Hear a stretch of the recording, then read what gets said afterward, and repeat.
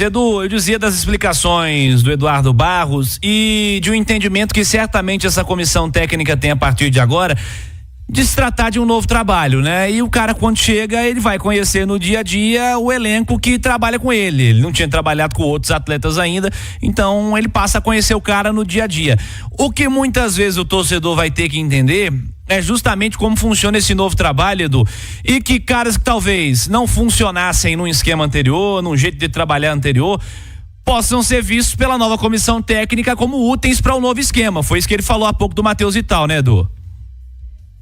É uma maneira diferente de jogar, de pensar futebol, de utilizar os jogadores em campo, das funções dos atletas em campo.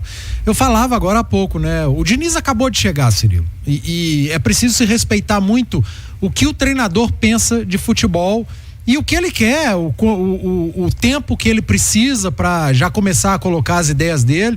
Quem foi ao mercado contratar o Diniz sabia que o Diniz ia chegar aqui e ia começar a implementar a ideia dele. Não adianta você trazer o Diniz e querer que o Diniz demore e que nos 2, 3 primeiros jogos você contrata o Diniz e quer ver o Seabra. Isso não vai acontecer. O Diniz tem um trabalho autoral que é dele, um jeito específico de jogar, e o quanto antes pro Diniz o Cruzeiro começar a jogar, para ele melhor. E é o que ele está tentando fazer. É claro que você tem que ir fazendo passo a passo, paulatinamente, você tem que dar tempo ao tempo. Se você tem poucos dias de trabalho e jogos em sequência, não adianta você colocar todas as suas ideias de uma vez e querer que todo mundo entregue tudo. E eu tenho certeza que o Diniz não está fazendo isso. Até porque o Cruzeiro que a gente tem visto está longe de ser ainda aquele Cruzeiro que a gente vai ver do Diniz. Você já consegue enxergar algumas coisas, a maneira diferente de sair jogando. O Cruzeiro tem arriscado mais vezes essa saída mais curta, mais próxima do gol, mas a gente não vê o Cássio trabalhando tanto como a gente viu o Fábio no Fluminense. Por exemplo, para falar do último trabalho do Diniz, ainda há um cuidado, né? É diferente. Ele contou com o Matheus Pereira uma vez e a gente sabe da importância do 10 no time do Fernando Diniz.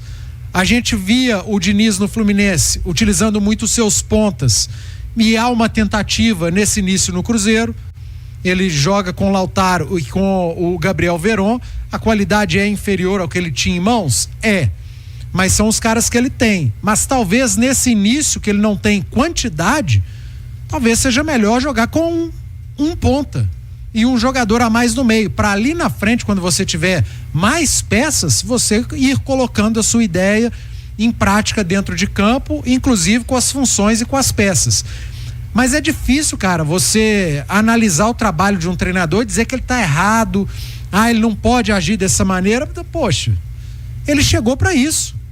O Diniz foi contratado para colocar a maneira dele de jogar no Cruzeiro em campo, em prática, e ele quer fazer isso o quanto antes.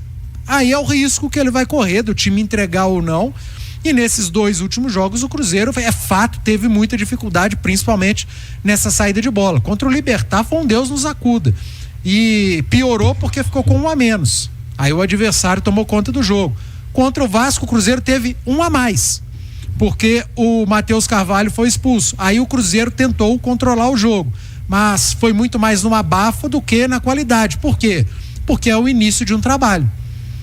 Ainda não tem os mecanismos, não está automatizado o Cruzeiro do Diniz numa situação como essa, de ficar com 1 a menos ou de ficar com 1 a mais. Situações que aconteceram nesses 2 jogos recentes, Libertad e Vasco. Faz parte de um início de trabalho, e é um início de trabalho.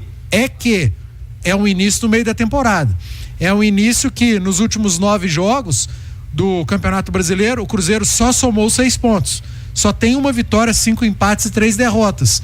Um desses 5 empates foi hoje no primeiro jogo do Cruzeiro do Fernando Diniz no Campeonato Brasileiro. O combo, ele faz com que o torcedor cobre mais, com que a tabela seja traiçoeira, com que o Cruzeiro caia posições na tabela de classificação. Só que a gente não pode esquecer que é apenas o segundo jogo do Cruzeiro do Fernando Diniz.